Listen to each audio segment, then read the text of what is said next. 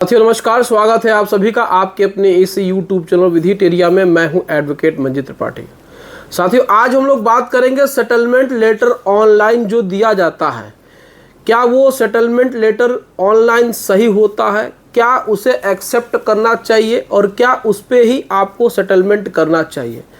ऐसा बहुत बार देखा गया है कि जब भी आप रिकवरी एजेंट से या फिर आप अपने जो भी फाइनेंस कंपनी है, NBFC है, चाहे कोई बैंक है, उससे आप सेटलमेंट की बात करते हैं तो वो आपको सेटलमेंट लेटर ईमेल के माध्यम से आपको आपके ईमेल पे भेजते हैं और उस पर किसी प्रकार से न तो सिग्नेचर होता है, न ही किसी प्रकार से किसी का कंपनी का या जो भी है उसका कोई सील मुहर कुछ नहीं होता है।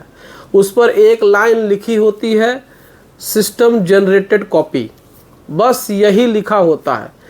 तो क्या ये पर्याप्त है सेटलमेंट लेटर, या इसमें भी किसी प्रकार से कुछ आपको आगे दिक्कत हो सकती है।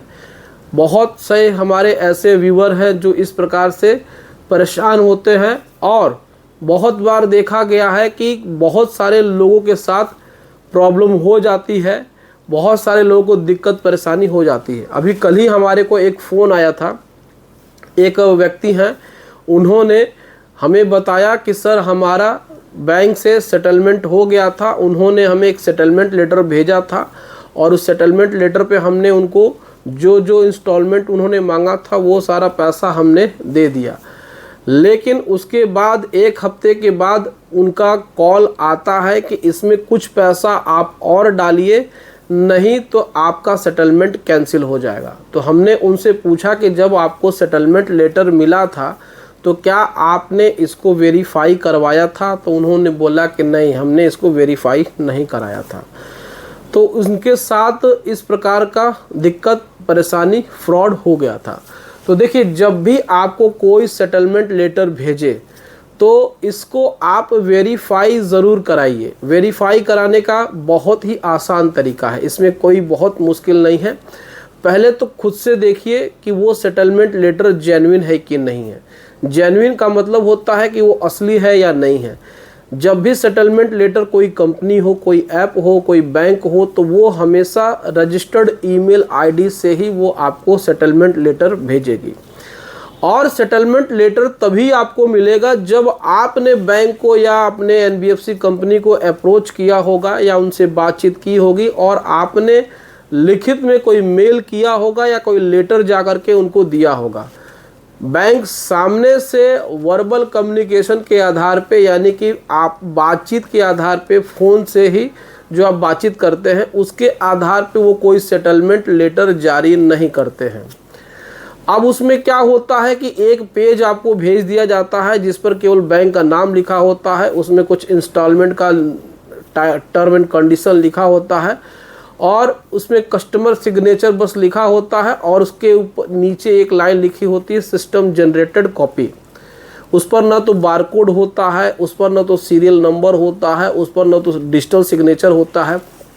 कोई भी NBFC कंपनी हो, कोई भी बैंक हो, सबके पास डिजिटल सिग्नेचर करने की अथॉरिटी होती है।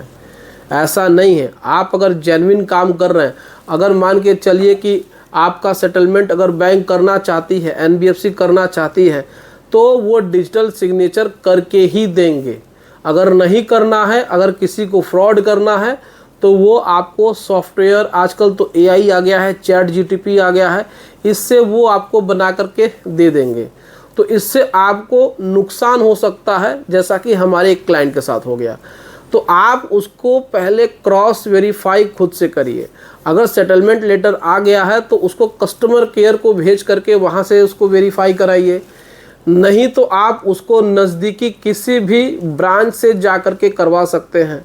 देखिए, अगर इसमें कहीं से भी आपने ऑनलाइन लिया है तो ऑनलाइन को भी आप वेरीफाई करा सकते हैं अपने किसी भी नज़दीकी ब्रांच में जा कर के। देखिए, जब तक आप इसको वेरीफाई नहीं कराएंगे तब तक आपको दिक्कत परेशानी हो सकती है। आपका पैसा चला जाएगा और फिर इसमें आप हाथ मलते रह जाएंगे। अगर वेरीफाई कराना है तो उसका प्रिंट आउट निकाल लीजिए और नज़दीकी ब्रांच में जा कर के मैनेजर को बताइए। ये प्रक्रिया होती है, ये तरीका होता है सेटलमेंट लेटर को वेरीफाई करने का। नहीं तो आजकल देख ही रहे हैं बहुत सारे स्कैम्स चल रहे हैं और रिकवरी एजेंट के पास कोई अधिकार नहीं है कि वो आपका सेटलमेंट करा ले।